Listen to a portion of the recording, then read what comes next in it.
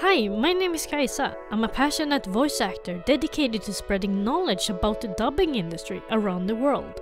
To master this art form, you need to study hard and constantly strive to improve yourself. In today's episode, Christian Hedlund, someone who once inspired me to learn more about the dubbing industry, shares his journey from radio host to commercial speaker and now to becoming one of the voices modern children are growing up with. One of his most well-known roles is voicing Sonic the Hedgehog in the Swedish version of the live-action trilogy. After finding success in the dubbing industry, he now aims to highlight the hard work behind the microphone by hosting the podcast Röstskådespelarna, the voice actors. You're listening to episode 3, season 2 of Voices and Visions Behind the Scenes. Hello everyone and welcome to Voices and Visions Behind the Scenes. Today we have Christian Hedlund with me. Could you please introduce yourself more for the viewers? Very nice to be here. My name is Christian Hedlund. I'm a Swedish voice actor, and since 2019, I'm the official Swedish voice of Sonic the Hedgehog. And I think that's I'm calling him my Disney princess because that's probably the biggest part I'll ever get.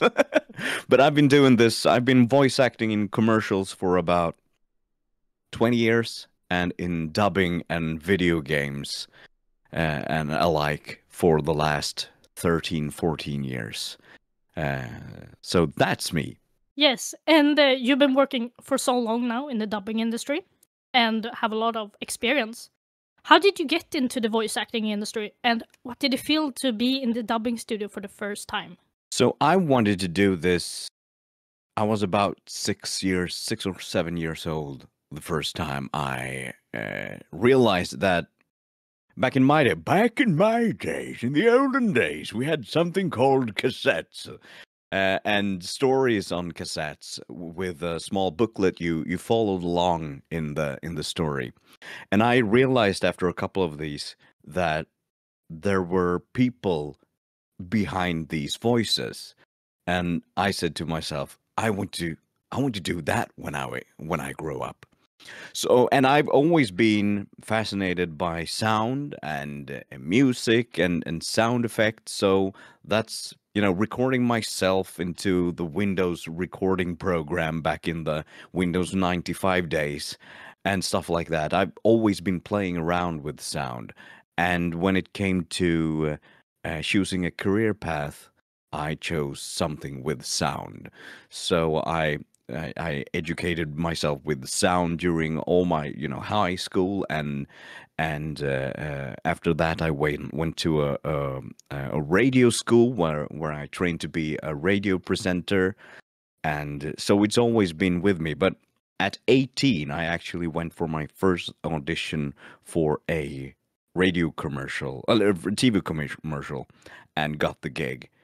So I started after sending out hundreds of audition tapes and files and stuff like that, and started my career in doing voiceovers and voice acting in commercial stuff, like for anything, car commercials and music commercials and stuff like that.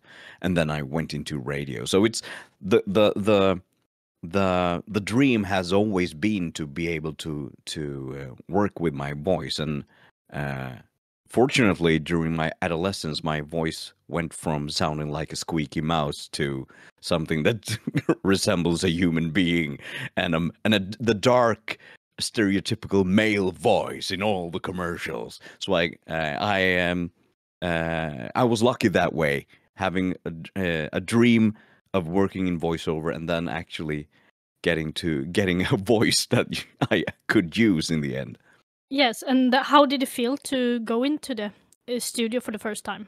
The first times when I did my first commercial, I know I was 18 then, and I was nervous, of course, really nervous to be able to perform, because you're in such a vulnerable state, especially when you're new, sitting there alone in a booth, and about 3 or more guys and gals just looking at you and wanting you to look to see that you they get the sound and the voice and the performance they need out of you.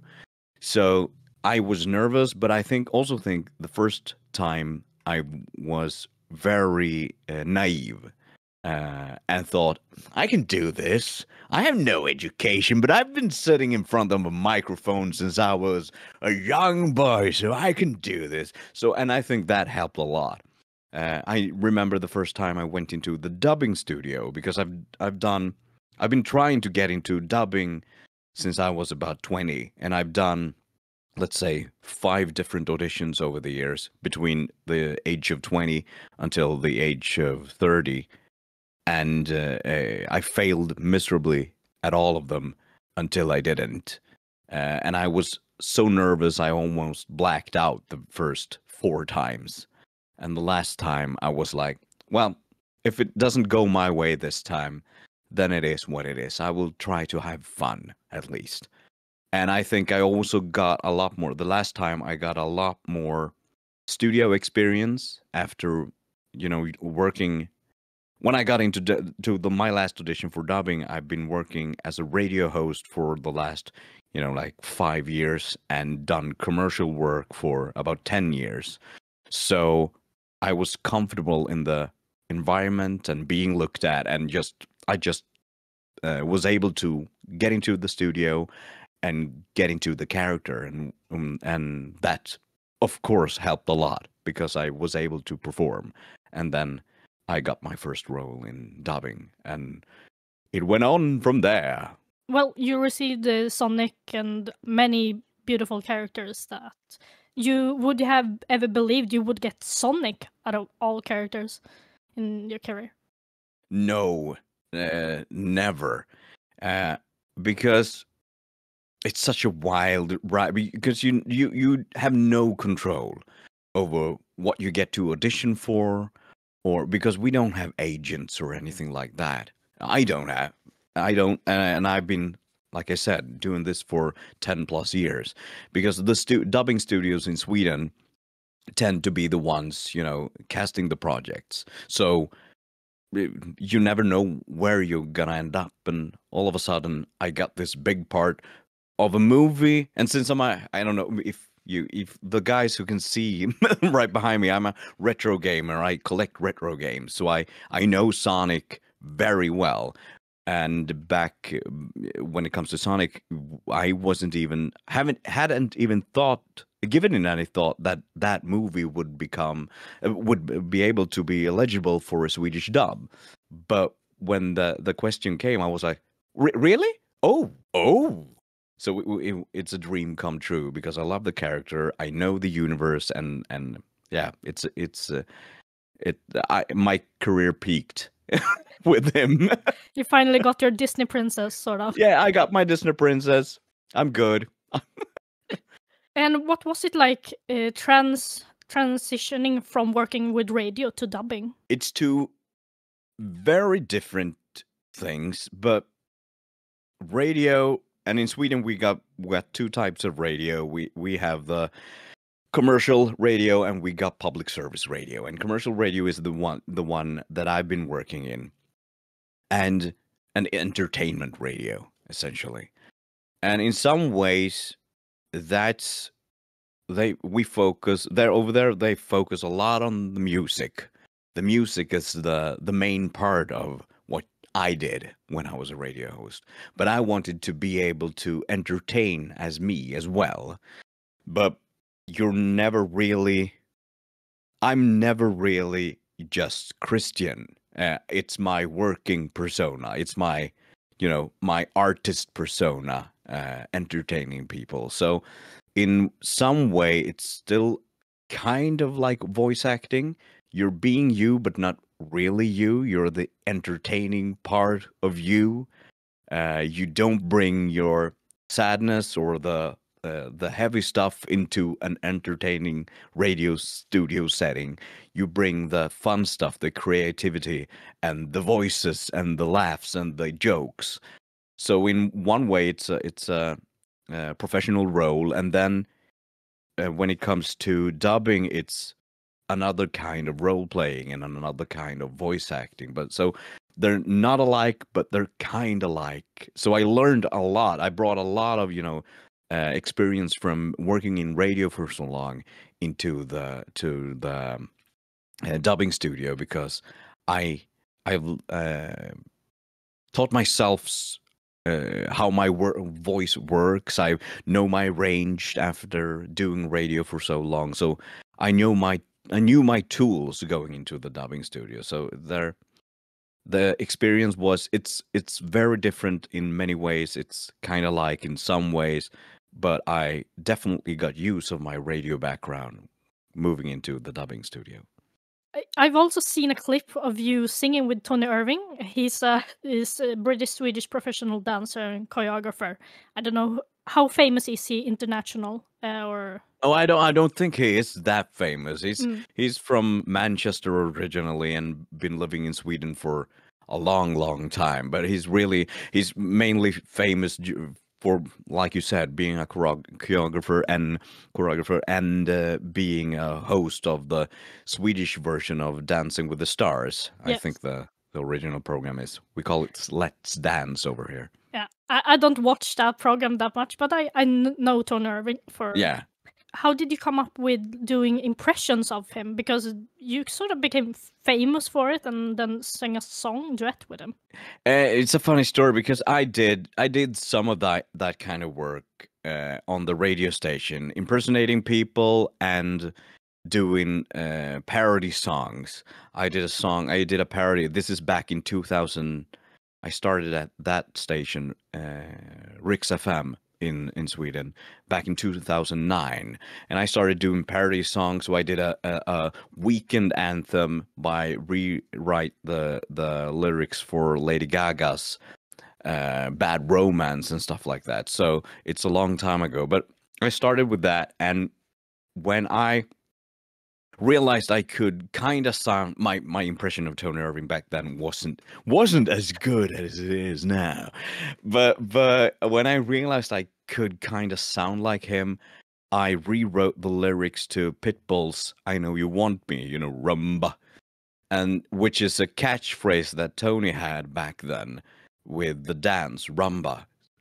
So I rewrote the song and sang it impersonating him, and got a call the day after from his lawyers saying that they would sue me because they thought I made this song to sell ringtones. So this is the early 2000s. So they thought I was doing some kind of, IP hostile takeover and trying to profit off his name.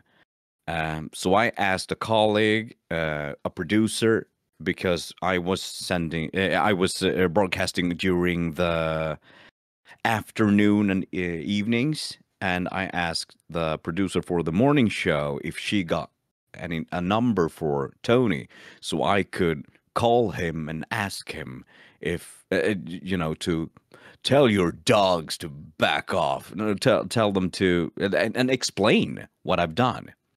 So I called him and said, "Hi, my name is Christian. I'm calling from Riks FM. I've done a parody song where I impersonate you." And he basically answered, "Oh, it's you. That's why people have been calling all day asking about my new single," which was, on one hand, a great, way of getting to know that, okay, my impersonation works. People got fooled. And in another way, it was like, okay, he's not mad, he's laughing. So I've told him the story, and he was like, "I will tell them to back off. Now I get why." And then I asked him, "If I write a second verse, will you come and sing this with me?" And he said yes. So a couple of days later, he came to the studio and we recorded a second version of the song together, and the rest is history. Yeah, that was a bit funny. I watched some of the behind the scenes videos, I think, on YouTube somewhere. I was so young. And you looked young. Yes, I was young. It's almost 20 years now. And you also record from your home studio, or I guess so? I assume. Yes. Yeah. I have a home studio in my wardrobe at home. Wardrobe. The best place. Yes, always. What kind of DAW and the studio equipment do you use when working from home? I use Logic, Pro Logic, and I use it's a Sennheiser Mark IV. I got a Joymic compressor and EQ, and a Focusrite Scarlett, and it's about must be 7 years old, but that's the only thing I've got, and it works very well. It's amazing what you can get out of those quite simple tools. It's not and then I use a Mac obviously for Logic. But I remember when I started out and bought my first studio computer, it was like it was not as easy as it is today, because I had to build a special, a PC with a special sound card and something in between. So it was much more expensive, and it was much more hard. And now it's just USB everything, and then you're done. And it's amazing. I love it. Yes, it is. I use Pro Tools myself. It's really expensive. It is. It is, and there's a lot of good alternatives. I recorded in Audacity for many years before, and I used GarageBand too, the free version of Logic, essentially, on Mac for many years, because you don't need that much of a. I have Logic because I do produce some music from time to time, so that's why I have Logic, and that's why I use it. But I mean, Logic is great, and the DAW is not that important in the end, I think, because studios often want raw files. So and the old saying in radio was, if it's shit in, it's shit out. So if the big part is the microphone and the compressor and stuff like that. Anyways, do you have any voice actors who inspires you or had during the years before you became a voice actor? Yes, many. During when I was a kid, I got it. I was inspired by the Swedish voice actor Anders Öjebo a lot. He sang basically almost all the Disney themes from, like Goof Troop and DuckTales and stuff like that. And a woman called Annika Smedius, who was Tommy and Angelica in Rugrats, and she translated basically everything back in the 90s. She was in Sailor Moon. She was in everything. And those two, they're still active. I still get to work with them sometimes, and that's unbelievable because they are awesome. But they inspired me so much because they had such a range and they were in everything. So I heard them very much, and I heard them doing, children's voices and animals and old people and ghosts, and I really got inspired by those two. And in my teens, I started to watch The Simpsons, and we don't dub Simpsons in Sweden, so we watch it in English. And so Dan Castellaneta and Nancy Cartwright and Hank Azaria and Harry Shearer and the whole gang, and Maurice LaMarche and Billy West from Futurama fame, and there's a lot of really great voice actors that inspired me to keep on, working and listening to myself and trying to hone my skills and stuff like that. To know that you are today's voice actor that children are growing up to today in modern time. It's quite bizarre, because I am so happy that my art and my craftsmanship actually reaches our children and people and grown-ups, depending on what I do. But it's a dream come true. But it's very, very bizarre in that way, that because I had my own podcast about voice acting, where I interviewed the voices I grew up with, and they had a hard time understand how much their work impacted me. And I feel back then when I said those questions and put those questions forward to them, I couldn't understand why they didn't get it, because they were the voices of my generation. And now I understand exactly how they feel, because you got to realize that I'm one of the other characters I'm very famous for. I'm known for is the character of Andy in Andy's Dinosaur Adventure. Is a CB's children's program from the UK, and we dub that in Sweden. It's never been broadcasted in English here. It's always been Swedish for the last 12 years, and I've been Andy's Swedish voice for 12 years.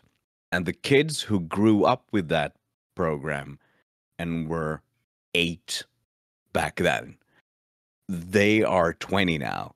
So they come to me and say, "Oh, you..." And I have not changed that much in the last 12 years, except getting older. But I've been Yeah. grown up for these 12 years. They changed so much from the age of 8 to 20, of course, and so I understand that. But the time since I recorded Andy for the first time seems far away, but not that far away. And for them, it's half their life. And the strange thing is that, I recorded I like to draw the comparison to a stage. And if you do a stage play and do very good and impact people in some way, after the play ends, people will stand up and applaud. And we never do it for the applause, of course. We do it for the art. But if people like it, they will stand up and applaud. And in my case, I leave my stage and then I wait for 10 years, and then suddenly people start to applaud. And I don't know why. Because it's such a, it's such a separation of time and space between I ended my show and my work on the show, and then people go, "Oh, you were my childhood." So I get it now. It's bizarre, but it's a really an honor, and it's a dream come true to be able to reach people like that with entertainment and knowledge and escapism. Yeah, I remember growing up with that show and this. And then it's been on for a while, and I think we have a new season Yeah. coming soon. I'm going to go into the recording booth soon with a new season of it. So it's still ongoing, and another generation of kids will grow up with that character, and it's been an amazing ride. And what is the most challenging aspect of dubbing, would you say? The time aspect. We barely get. We don't get any script on beforehand. Sometimes we don't even know what we're gonna do when we go into the studio. So that is the hardest. You don't get to prepare, and in the beginning, it can be very hard to not be hard on yourself for I should when you go into something, you don't know what the project is, and you don't know what the role is, and you don't know how the character should sound, and then you get to hear 3 lines of the original character, and then you just go and start recording. And when you 6 months later go and watch the movie or the show on TV or in the cinema, you go, "Oh, I should have said it that way. That would have been better." But I couldn't know that back when I was in the studio. That's for the director in that case to change and tell me, "No, do it like this instead, because I want the phrasing and the tonality to be more like this." So the hard part in the beginning is always to not be hard on yourself, and when you see the final result and say, I wanted to do that better, because now after all these years, I know that I don't get the luxury of being able to prepare. So I can't, put the pressure on myself to be my absolute best when I don't even have a script beforehand to prepare myself for the role. So I'm doing the best I can with the tools I've given at any given moment, and that is something you learn to live with. So I think the hardest part is the time aspect, that it's always like today. After this recording, I'm going to a dubbing studio to do one line because the deadline for the series is tomorrow, and it's one line missing for me. So I need to travel 40 minutes to the center of Stockholm, do one line. It's probably a short line like, "Oh no!" And then I get to go home again. 40 uh, minutes, yay. Oh. it's so the time aspect is really the challenging part of this, and why I'm so thankful. The last Sonic movie, Sonic 3, I had the honor to translate the Swedish script, so I got to spend 5 months with the movie before I went into the recording booth, and that is a very good situation to be in when you're the lead character, because I record my lines first and set the tone for the rest of the gang, so the pressure's on me. But when I literally written the words and seen them, acted them out here in the studio while translating them so many times over 5 months, I was prepared to do a great movie. And so the difference between, I'm very proud of my work in this Sonic 3 movie just because I got to work with it. And I got to see it beforehand and got to prepare, which is something we rarely get to do. And what does a typical day look like for you in the dubbing studio? And do you have any fun memories from your career in the booth? A typical session, I know that if I do 3 hours in a row, the last 30 minutes I'm basically crap, because you focus so hard during your time in the studio. You know, you got your own voice in the headphones, you got the sound effects of the movie, you got the original voices, and then you need to act your character, get into character, and not fall into the foreign language melody, depending on what language you're dubbing, but not fall into the English melody or French or Japanese, and try to shut that out and try to, deliver the line in a Swedish way that matches up with the mouth movements and the script and the story and the feelings. So I know that so I never book more than 3 hours in a row. So, but a typical day would look like, I start my mornings usually at 6 o'clock in the morning here, doing some translation for some show, working with that a couple of hours, and then I go to one studio and be there half an hour before lunch, having lunch, taking a break, and going to another studio, half an hour, 1 hour and a half or something like that, 2 hours maybe, and then I go home and I'm done for the day. Maybe I go here and produce something for my followers, or Instagram or social media, or my Patreons or stuff like that. But that is a full day. Like now in the summer, the dubbing, we have vacation time here in Sweden, and there's not a lot of projects going on right now, but that will change in the end of July and August when people get back to work, and also all the Christmas movies are have a deadline, because we are going into the studio and singing a lot of Christmas songs in August because Sometimes. the movie. Yes, the perfect time for Jingle Bells is August. Yes. Everyone knows that. So maybe from time to time, some days are quite empty. This one, I spent my whole day until now with my daughter, who's on summer vacation and holiday, and then I'm here and doing work, and then I'm going away to the studio, as I said, and going to work. So it's very different, but a full day would look something like I told you. Do you have any fun memories from dubbing in the studio? So loads of crazy stuff over the years, but a lot of the crazy characters is the often, or the crazy characters, the lines, and the people you're with while recording those lines. I have a lot of fond memories from doing the Netflix series Sonic Prime, the Swedish director Alice did a great job with the series, and I translated that script as well. And you tend to get a little you can end up being a little too comfortable when you've written the script and just go in and wing it. But I was always checking with her when I read the first line, or sometimes several times during the session. You know, I read a line as Sonic, and then I turned to her. Was that Sonic? Did it sound like Sonic? And she was always like pushing the talk back. Yes, that's Sonic. Good work. Just to be able to, you know, keep the quality up all the way, so I don't drift in the performance.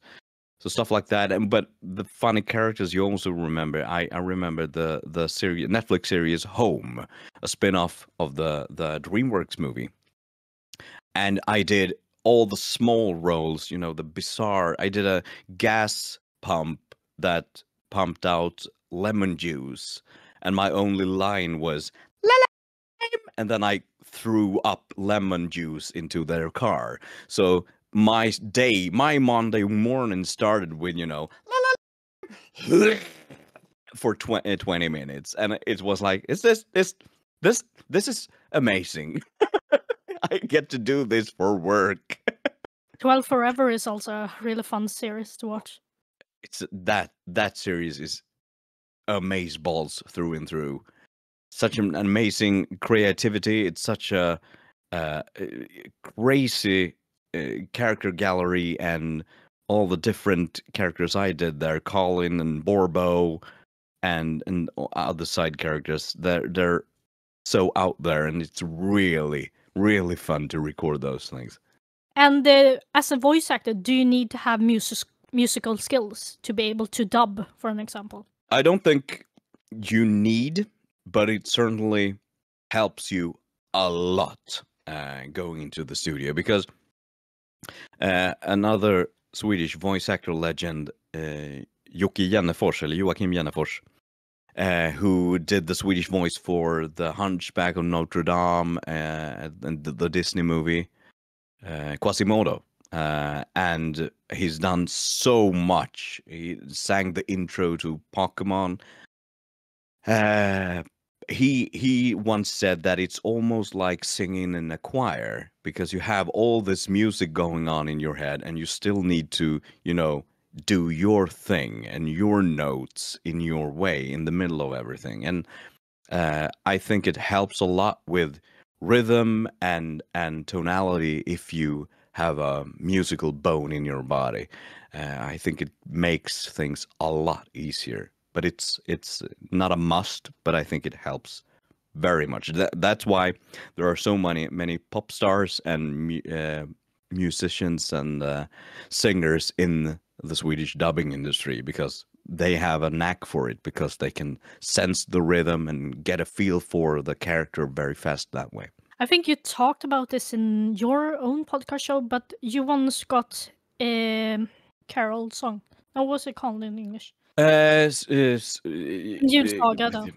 Yeah, Scrooge, the Netflix version of A Christmas Story. Yeah, right? I can't remember the English title. No, I think it's Scrooge. I'm not sure. I think it's a Netflix Christmas movie. Yeah, a couple of years ago. And I think you talked about that you had like 15 minutes break, and then was it Joakim Jennefors or was it Tidemark? No, it was director also and voice actor Niklas Berglund. Berglund, yeah. And he asked you to do an audition, right? Yeah, because I was not in consideration for that role at all.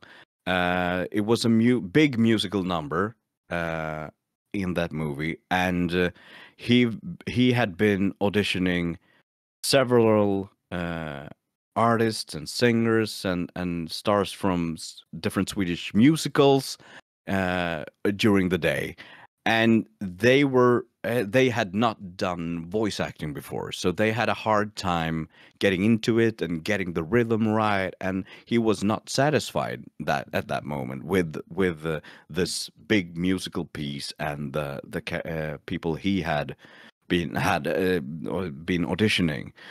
And I was doing another series and had a break in the studio, so I sat in the studio launch. So I sat down and just scrolled my phone, and he got in and said, "Oh, you're here.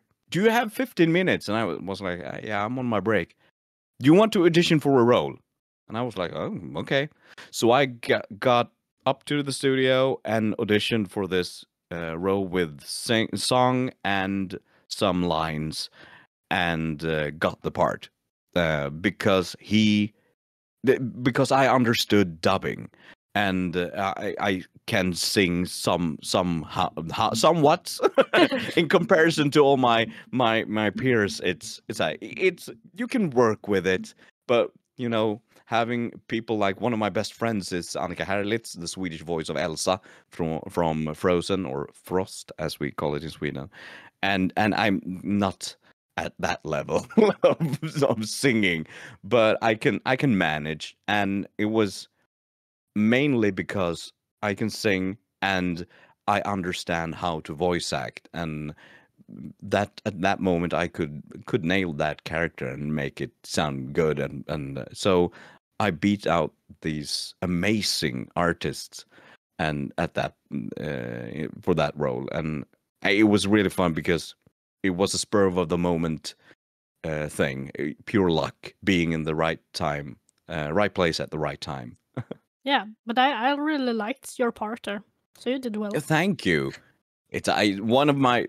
It's probably the biggest song I will ever do in dubbing, because no one thinks about me when it comes to those kind of songs naturally, because this business is filled with so many great singers and stars and musicians. So I'm not top of mind, but so it was really great to be able to do that one and get the chance to actually show that I can somewhat handle it. Yeah, because you also sung for Demi in Vampiria, is you call that? Vampirina, Vampirina, yes. yeah.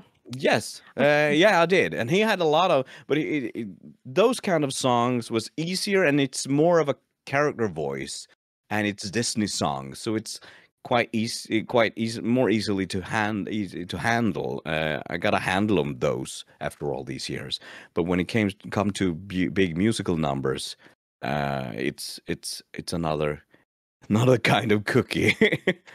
And that's the case also with The Lion King, the reboot from 2019, where I did the Swedish voice of Zazu. It's also an easier kind of singing, because he almost talks when he sings.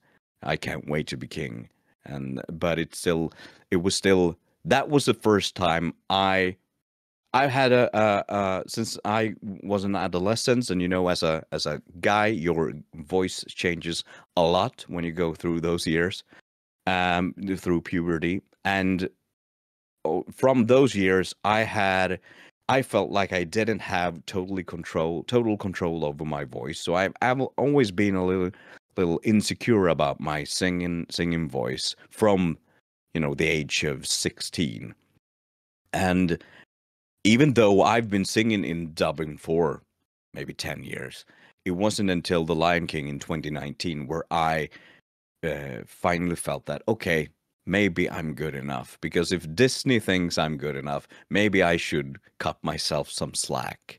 So that was a big part for me, just because of that, because it was the confirmation that maybe I can do this. If they think I can do it, I need to stop being so hard on myself. In that regard. So even though, as I said, it wasn't the biggest singing thing, but it was still a Disney movie with one of the greatest Disney songs ever made. So maybe I'm okay. Next thing is a Wicked Part 2, perhaps, for you? Oh, yeah. Oh, real? Nah, I don't think so. But sure. If they want me, I'm game. And time for another challenge here, the multilanguage quiz. This is scary. I don't want to insult my European colleagues.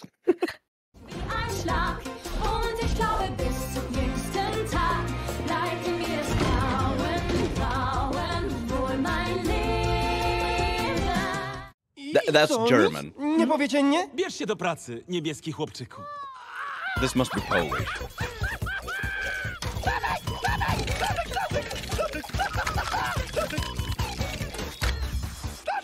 Du var nok lidt vild, må man sige. Hun var da skrækkelig. En helt And this must be skræktastisk Danish, right?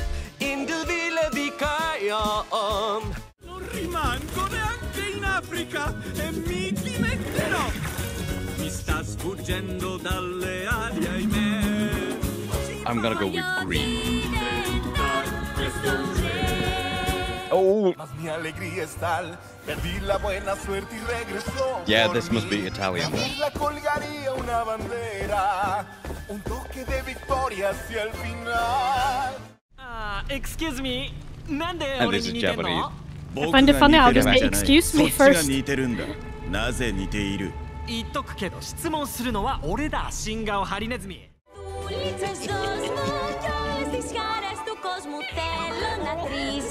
No, this is Italian. Then it was French back.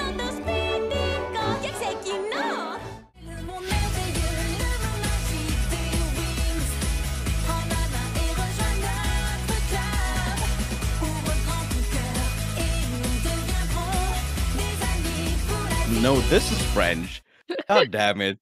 This is French. This is definitely French. So where was the Spanish one? Spanish was the fifth one. Damn it. So Okay. How did I do? 1, 2, 3, 4, 5 out of 8. So not that bad. You- This is hard. Yeah, Especially, you know, when you're not used to the Spanish and I think it's the Italian and French is also, especially in Italian and Spanish is quite hard. I think the other ones you can somewhat, you know, get a readability of it, but and Danish is easy, and of course I've been dubbing from both French and German and Japanese, and I also obviously seen Sonic the Hedgehog in some Japanese. So that was fun. Yeah. But it's hard. It's hard. I don't blame you. Because Italian, Spanish, and Greek can sound too similar to each other, but they are Yeah. actually not very similar. No, they're not. But to the untrained ear, Yeah. these two untrained ears. That was fun. From another thing to another, the process behind the translation. What does the translation process look like for dubbing scripts and the song lyrics? And what's the most important thing to keep in mind, would you say? For me, I think everyone works differently, but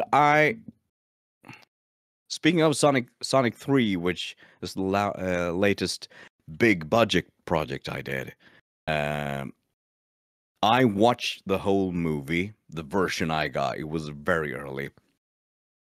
So I watched the whole movie to get a sense of the story and the character arcs and stuff like that.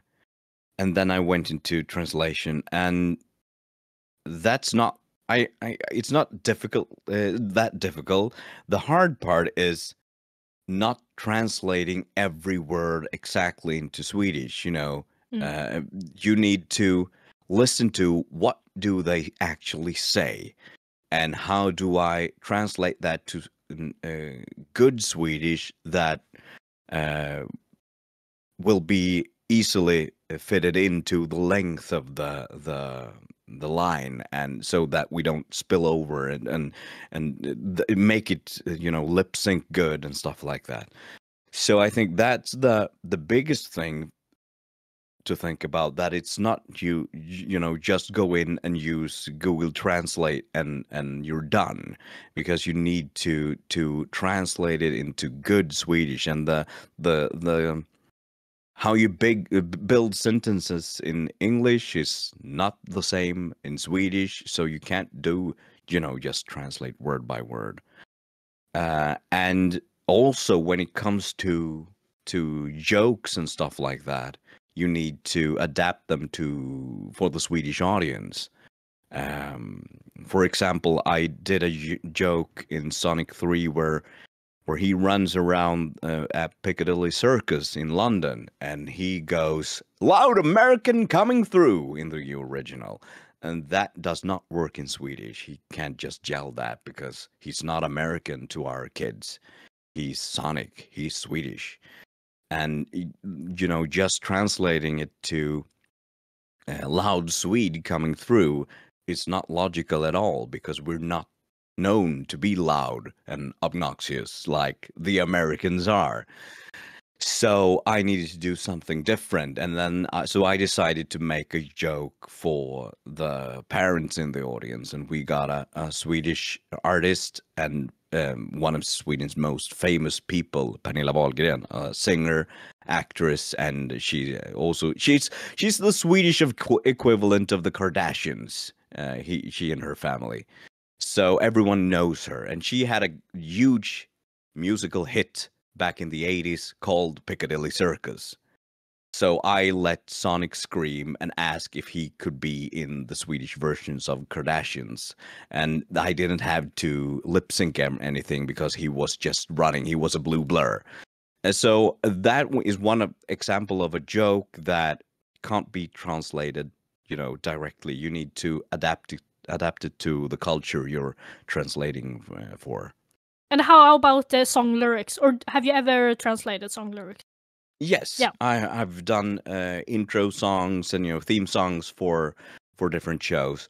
That's the same way. You need to, because the goal is to translate the words and what's happening on the screen, and try to tell. If it's a theme song, you need to convey the same feeling about the series and the characters as the original do, as well as adapt it to what's happening on screen, maybe, because they might have a joke in the song about, someone drops something in the song. So it doesn't make sense if you haven't watched the song to what they're saying. Then you need to, rewrite it so it fits the Swedish language and what's happening on screen. But basically, it's the same thing. The hard part is if the song rhymes and you got completely different words I have an example of a song that I don't know how they solved, unfortunately. So people will be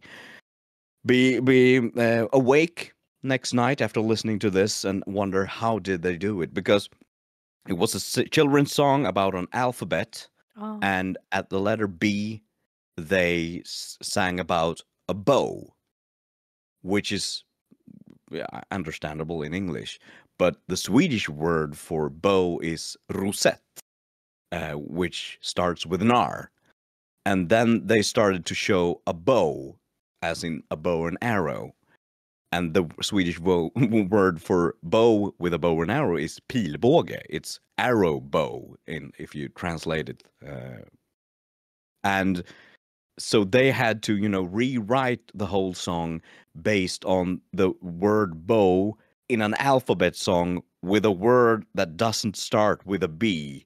I have no idea how they solved it, but it's things like that must be corrected and translated and adapted into the Swedish language as well. So I think the hardest part is when a song is in rhyme, you need to work around it and make it work and still use words that rhyme and at the same time convey the story and the feeling of the song, and that can be really challenging, but it's a fun challenge. And is the translation approach different when you translate live action footage or animated series? Yes, because I even have two different voices for Sonic when doing him in the animated series and the Sonic movies, because he needs to be more grounded in the live action version.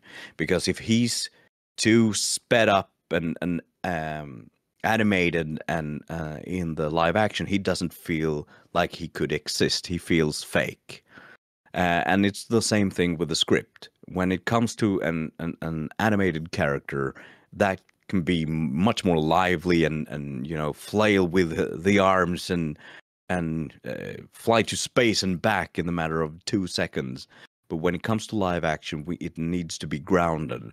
and it needs to be very adapted to the fact that it's real human beings on screen, and you can see much more of, you know, the mouth movements and stuff like that you know, uh, tell the viewer that, oh, this is dubbed, because you can see that the mouth movements doesn't match 100%. So you need to be very much more delicate with the work and the words you're using to be able to adapt it as well as you can. Whereas in animation, you know, it's almost, sometimes we call it parrot mouths. It's like, you know, sometimes just opening and closing, and it's very forgiving using a lot of words in that kind of mouth. So yeah, it's a difference, but it's a challenging and fun difference, I think. But does the translator get to see the footage or material while translating? Yeah.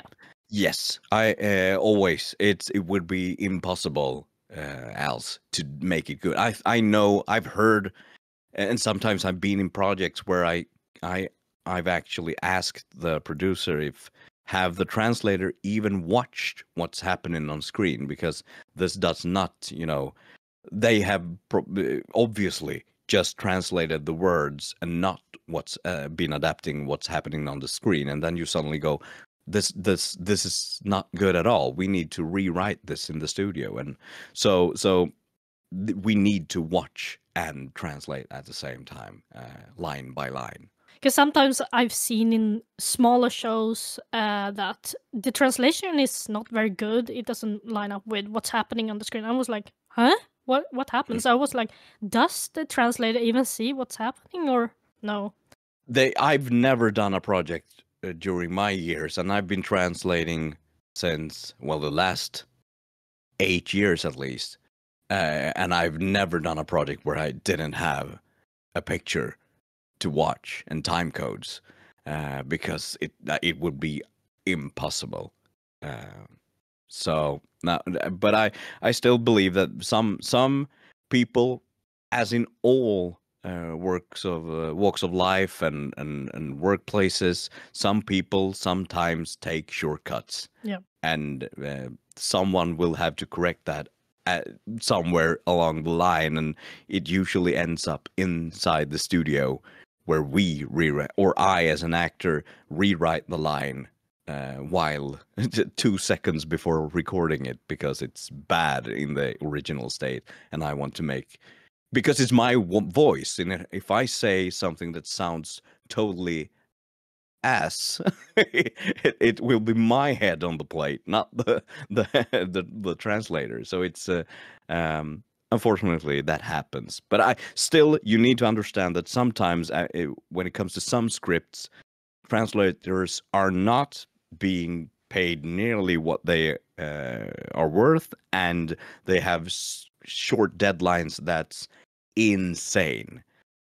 So that factor must be, you must know and have that factor inside your mind when you start critiquing these kind of things. But because it could be that the translator got that scene at 3 p.m. on a Thursday, and they wanted it 6 a.m. on the Friday, and they just scurried and hurried and made it happen, and did not have the time or the resources to actually be able to work something better out. So you have to remember that that happens too in this business. And you mentioned you worked with radio and commercials, and even you voiced in what is it called, video games. Yes. What's the difference between dubbing and voice acting for other media forms? The big difference is that you don't have to follow someone else's performance. In dubbing, we always have, the English voice, original voice, or the Japanese or French, and we need to adapt that actor's performance. I need to adapt Ben Schwartz or Devin Mack, if in case of Sonic Prime, their performance, adapt their tempo into my performance. But when it comes to video games, I've done a couple. I don't have. I get a couple of concept art skits. It's some concept art and some skisses and some art and drawings and stuff like that, and get a background story about the character, that this is the one and we want him to sound like this and that, and then I go into the studio and record without seeing anything of the material, and they will adapt the stuff based on my recordings and my performance. So that's the biggest difference, and that's immensely fun to do because you don't have the shackles of another actor's performance. You get to be free and decide your tempo and decide your tonality and where you put the emphasis on the words and stuff like that, and you can really take your time and become the character on a whole other level. And the recent project I saw was Lego Horizon. You did Yes. that voice, yeah. Was it the same that you did? I have to follow a voice, English? Or Yes, that was basically dubbing. Oh. We had the original lines in our headset, in our headphones, and we just had to time our stuff. So the screams, male NPC 1 gets thrown off cliff. That scream needs to be exactly as long as the original American actor. So it's like, okay, it's a 3-second scream. Go. Ah! Good. Next. So that was dubbing. How did you get the role for Sonic? Did you feel any pressure to portray a well-known character among the retro gamers?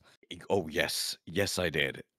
But, well, I got the part. The fun thing is I had a couple of years earlier, a year earlier, had a gaming podcast. I was the host and creator of a gaming podcast, and we saw the first Sonic trailer for the Sonic movie, where the one that made the internet explode because he was ugly as hell, and we made fun of it, and we asked, what the hell are they thinking? And then I left the podcast, and they redesigned him, went radio silence for a year, and then they returned with a character, and I was like, he's much better. And then as time went on, a couple of months later, I had no thought that movie would be dubbed. So it wasn't even on my mind. And then one day I get a call, and this is the funny part, I didn't even audition for it. Oh. I got a call from the studio that said, "Hi, do you have time next Monday? Because we have a movie, a big picture to do, and you're in it." And I was like, "Oh, nice. Yeah. Can I... will I get to know what kind of movie it is, or what's the name of it?" "Yeah, it's Sonic the Hedgehog." And I was like, they're going to do a Swedish dub of it? Nice. Okay, well, I have 3 hours next Monday, of course. And they say, "Good, see you then." And then before they hung up, I said, oh, wait a second. And I just got asked, what am I going to do in the Sonic movie? And they said, "Well, you're going to be Sonic." And I was like, "What?"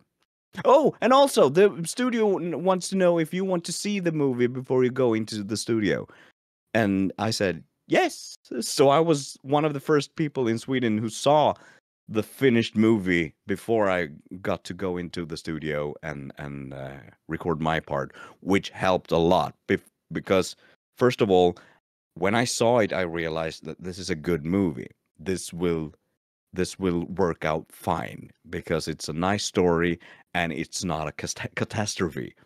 And also I got to see Sonic's story arc through that movie. So I knew how I wanted to portray him in the beginning as more vulnerable and looking for love and family, and how I wanted to transition into someone who's a little more secure, still juvenile and spur of the moment and naive, but he finally finds his family in the end of the first movie. So that helped a lot.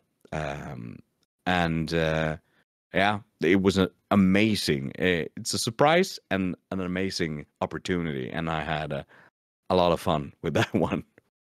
Yes, and Obviously, yeah, obviously, and I think you received a very well support and love from the fans, Sonic fans. yes, the Sonic fans have been amazing, and I've realized that it's not you know the main part of fans I have are the kids that are in the ages from 5 to 10 because they are the primary audience for the dubbing work I do. But the Sonic characters changed so much that because it was the first time that parents as old as I am who have kids in that age span actually went and saw the movie together with the kids because they grew up with Sonic. We grew up with him. And so suddenly, all of a sudden, I had parents and kids who both had seen the movie and liked it. And that changed a lot of, with his popularity and how I was approached by both children and adults in the gaming community. So, yeah, it's an amazing movie, and the community has been awesome.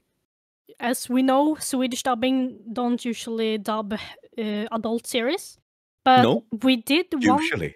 Yeah, usually, but we did actually do that during a period with Netflix, right? Yes. Yes, and what was it to be allowed to say these censored words we usually are not allowed to say? We had so much fun. It was amazing because we got to swear, and I know a series. I don't know what movie it was, but I know some colleagues.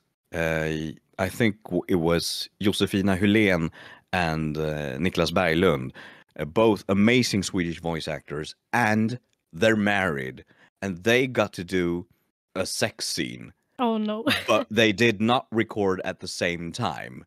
So, and I talked to the director and technician on that session, and she said, "I think I know how Josefina and Niklas sound in the bedroom now, and I'm not okay with this."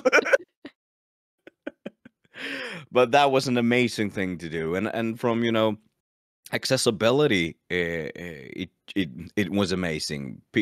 We take for granted in Sweden that everyone knows English, but we still have a lot of people that maybe for some reason or another have a hard time learning English, and we should not exclude them from watching movies and enjoying entertainment. So from that standpoint, I think it was amazing too. But it was the funniest part I did was the Jean-Claude Van Damme movie.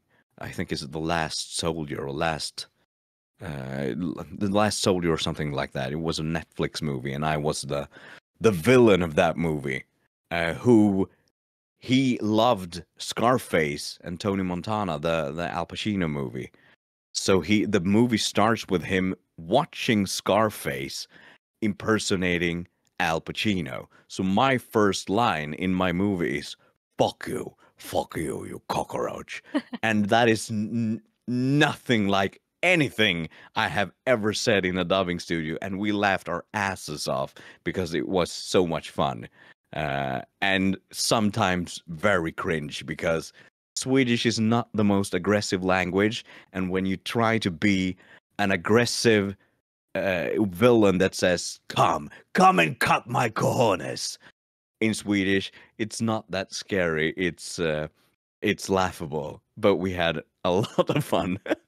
I don't know how big a role you had, but the recent there was a Norwegian movie, Spermageddon. I don't know how to. Yes. Yes. Did you have a big role there? Because I haven't watched it. No, I haven't seen the movie either. So, but no, I did not. But I was in the main voice in the trailer, so everyone thought I had a big part. But I was the voice of the two male brain cells, so I had some really funny lines talking about how this young male reacts when getting sexually stimulated, and they yelled a lot about it, and it was amazing. I was like, when I watched the trailer, what is this? It's animated. Oh, and then I heard the Swedish dub, and I was like, are we dubbing this kind of movie? No. But I think the Swedish film industry wanted to, because the film, as you said, the movie is Norwegian, and they had no reason to show the Norwegian version here because reasons, obvious Yeah. reasons. So they wanted to do a big project of it and make it seem like a Swedish animated movie for adults, which it is, and it's amazing because the studio that dubbed it brought in a lot of veteran dubbers, the voices from my childhood, and hearing them in the movie speaking in such naughty, dirty terms it's a dream come true.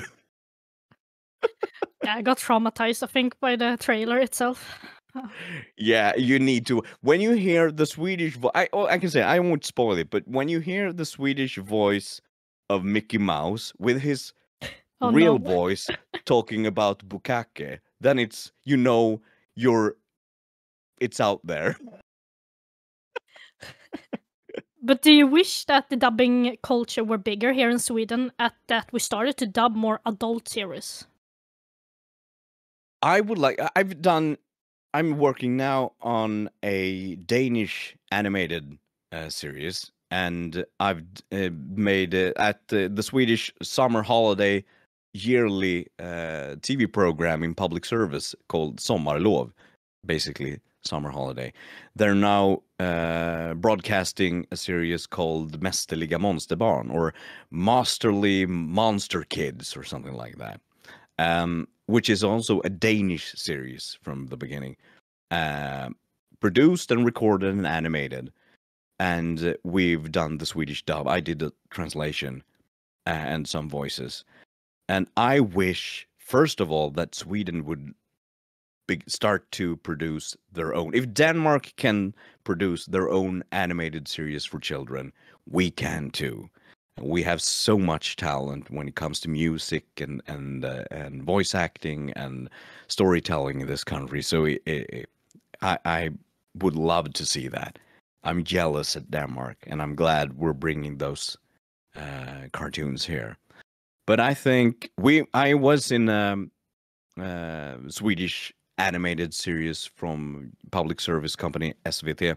Swedish public service television, called Modern Times, or Moderna Tider in Swedish, which was an animated series made by two guys.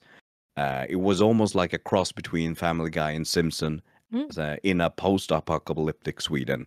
And we did to get to record the voices on beforehand, and they animated the series after it. And it was amazing. But it did not go well because we are so used to Family Guy and Simpsons, so everybody said it was a carbon copy of that, and I don't think that very many people watched it. So I think it's a hard market to get into. But I would love to do more animated stuff towards young adults and adults. It would be amazing. Yeah, because like Arcane is. Have you watched Arcane? I haven't. Oh, you haven't. But I'm still angry that I wasn't in it. I think I did an audition for it, but I didn't get the part, and I'm immensely sad that I didn't.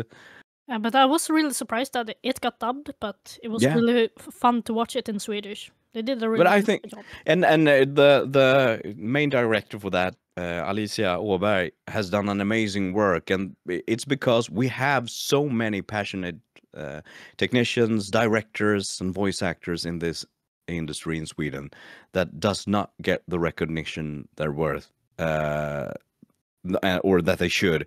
But it's a passion project, and we have a lot of talented people. And when the translation is good, we get the time to work on it. And I know that a lot of people watch Arcane that maybe would have chosen the English version in many times. But now, in this case, they actually chose the Swedish version because it's good. I think the same thing can be applied at the Dragon Prince, the Netflix series. It's also kind of surprising that that one, I'm in it with 2 roles, Gren and Corvus, and we were kind of surprised that they made a Swedish dub. But that series is also well watched in Sweden because the dub is good, and we got the time and to work on it. So I would love to see more of that kind of series and cartoons and animated series. It would be amazing to do because it's so much fun to not just be singing alphabet songs all the time. But do you think that voice actors get enough recognition here in Sweden for the work they do? Historically, no. That's why I started my podcast, Röstskådespelarna, which translates to the voice actors, basically. Because they have been, a lot of my predecessors and the people I grew up with, the voices I grew up with, have been doing this for 40 years, and no one knows who they are at all. But I think, and maybe you can give me a better picture of this, but I think that's changing. Yeah, Because I think people my colleagues, many more of them have actually started calling themselves voice actors, which they have not before. And when I talk about my work on social occasions, parties and stuff like that, so many more people know that we exist than ever before, because the response I used to get was like, "Oh, is that a job?" And now it's like, "Oh, it's you," and "Oh, that's a nice series. I like that one." And they have some other voice actor name they can drop because they know who they are all of a sudden. So I think it's changing. Am I right Yes, it is. about that? So, I don't think they have gotten the recognition they deserve. I think we're in a process of changing that. Yeah, I think so. Yeah, I but hope so. I also think, though, some voice actors here in Sweden are comfortable with not maybe being famous. Because I've talked with Dominic, and she was like, I don't mind being recognized, because I just love the work I do, and the other is just a bonus, sort of. Yeah. I think I know a lot of people who gotten into this kind of acting because they don't want to be recognized. I certainly loved radio because I didn't get recognized. And I have loved this so much that I can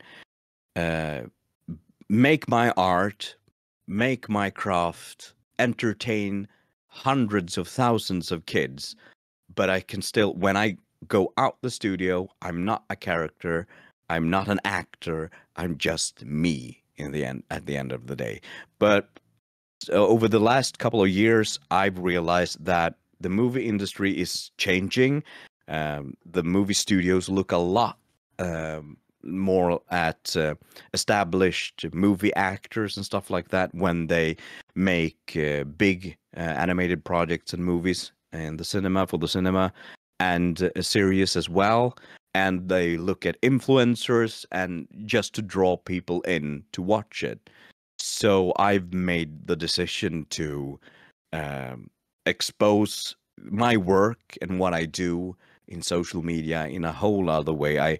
I wish I didn't have to do it, but if I want to keep my job and keep doing this, it's unfortunately something I have to do to build a fan base and reach out, become somewhat known, so that the movie companies think, well, he's still, in essence, movie companies have started counting follower numbers in social media when they cast movies. I hate so that. I will miss out. Yes, I hate it too, because there's so much talented people that's not even in social media in this business. They are 10 times better than I will ever be, and they have no social media at all. and they are so talented, so good, and they will lose their job because they don't want to post pictures of themselves on Instagram, and that's bull crap. And I don't think that it makes that much sense. The question is, for me, it's the question: if do we want to make money on the movie on day one, or do we want to create art that actually stands the test of time? I do a lot of short stuff and entertainment in social media, like 15 seconds here and 30 seconds there of impersonation or so stuff like that. And I can do that because that's work. But the thing that makes my heart sing is the kind of work that's not being, you scroll on and forget about it. Something that makes people feel for a longer time and stays with them, and the bigger projects. Because, and I actually cried in movie theater when watching Sonic 3, because I was proud and I felt so strong that, okay, so this is probably a movie that going to impact a lot of kids and make them feel happy being close to Sonic, and give them an experience in a crazy upside down world where adults can't behave like intelligent beings, but they can still be able to be kids and fantasize about being Sonic's best friend, and it's something that will be with them for years to come. And I love that part of it. So no, I would rather not be known and not doing even these kinds of interviews.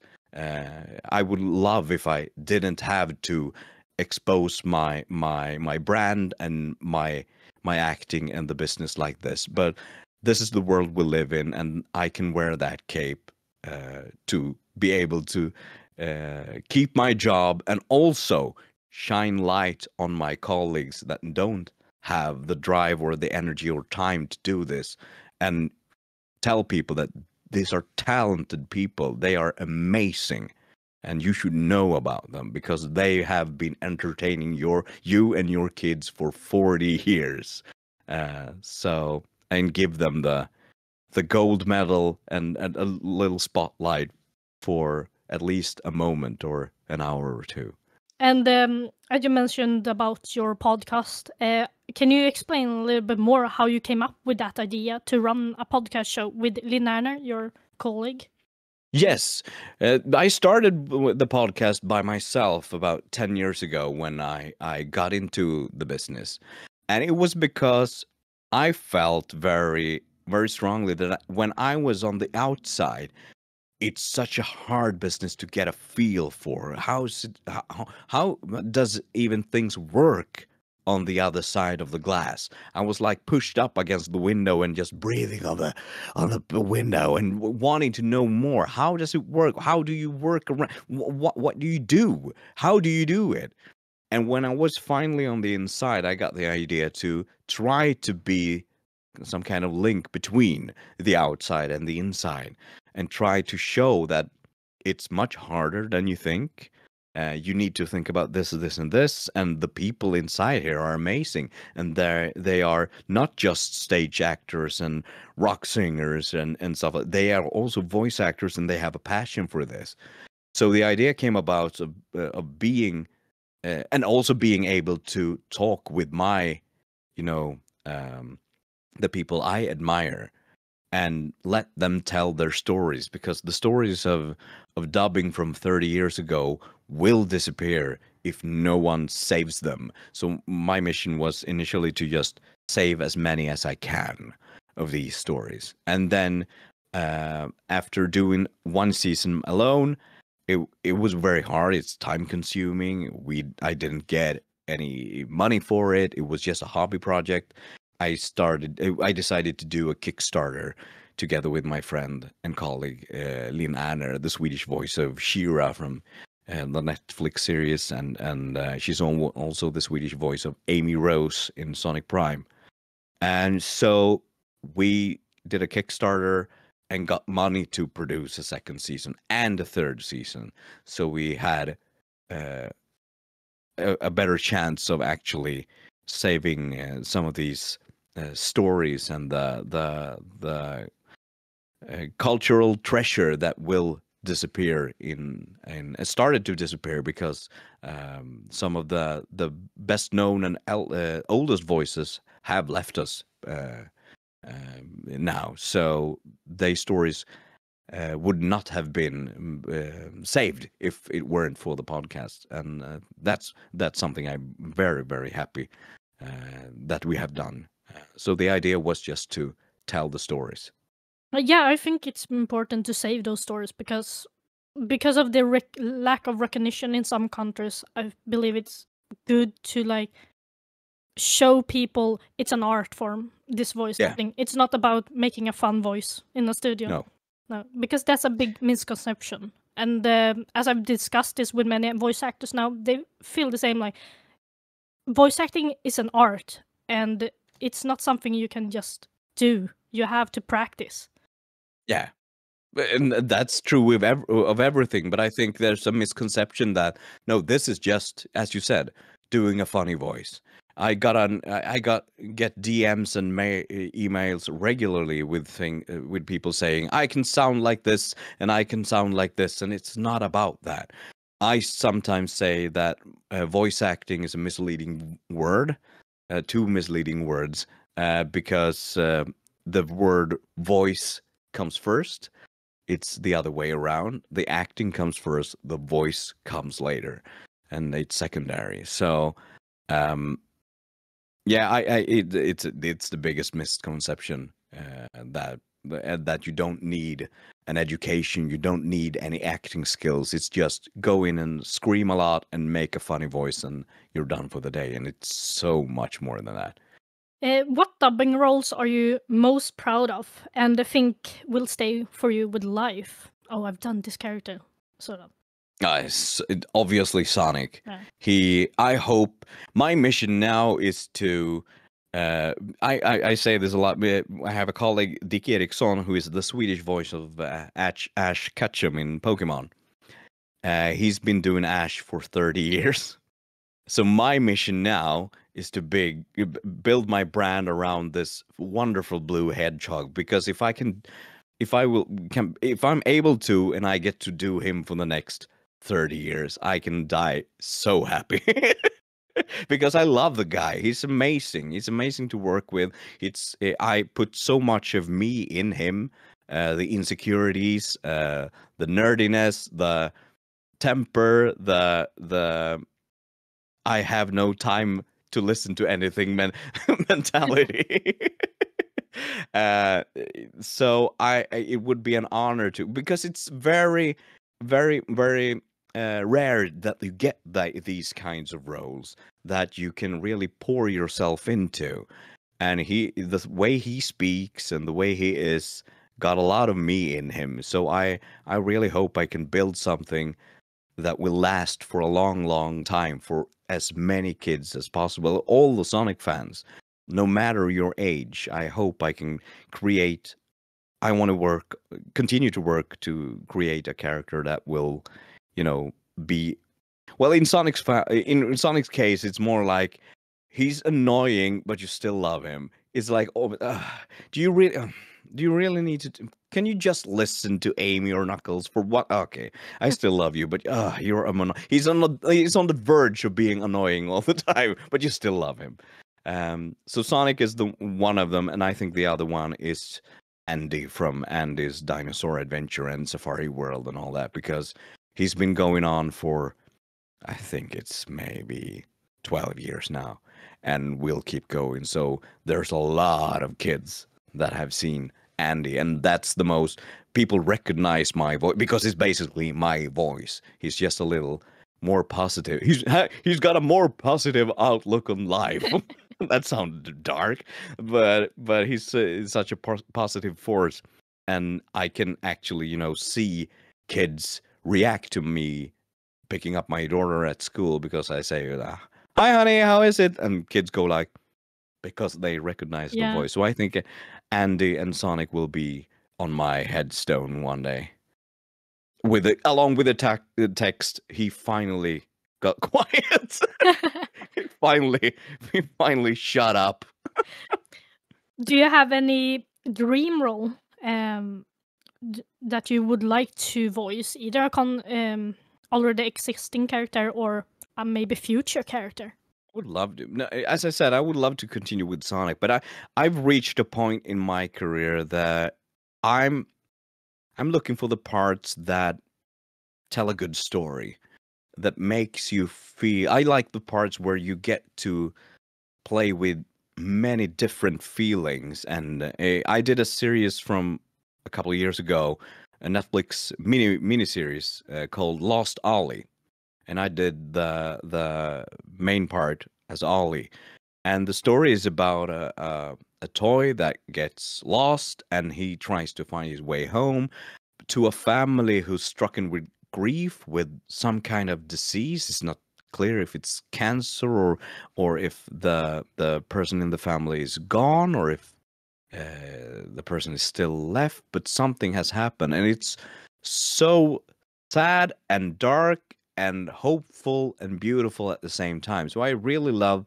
because it let me act both, you know, the innocent, the searching, the sadness, the hurtfulness, the anger and the loneliness, and it was a great part. So I'm more looking for those kinds of parts that let me tell a fantastic story with a lot of feelings. It doesn't really matter if it's Disney or independent animation studio. The fun stories is the coolest part of this work now, and the things I dream of and look forward to. To conclude everything, what are your best tips for aspiring voice actors? Educate. Go educate yourself. Take lessons, acting lessons. Join a theater, amateur theater. Record yourself and listen to your own voice. Listen to the people you admire. Listen to them, their acting, and try to write down, why does this character speak to me? What makes this character tick, and how do they actually work with their voice to convey that during recording and in character and stuff like that. And Google, because there's so many people that just ask me the question, how do you become voice actor? And if you Google it in Swedish, you will actually get the 5 first answers, I think, is answers to the questions and videos by me. So make your homework and then start working. Record yourself. Ask for feedback. I've got people sending me voice tests and auditions, and just ask for feedback. What should I do? And I'm very honest. I think you should learn this and this, and focus on this. And you do this really great. You have a great voice. Work on this. But the main thing is, join a theater, start sending out auditions, and if you don't get the job, ask what you could do better, ask for help, and join a school of theater or musical or something like that. That's the best. And don't sit around on your hands and wait for things to fall in your knee, because that will never happen. In the time you have not been Googling shit, 10 other people have and gone 10 steps ahead of you. So don't sit on it. Thank you, Christian, so much for participating, and I hope you have a great day. Thank you very much for having me.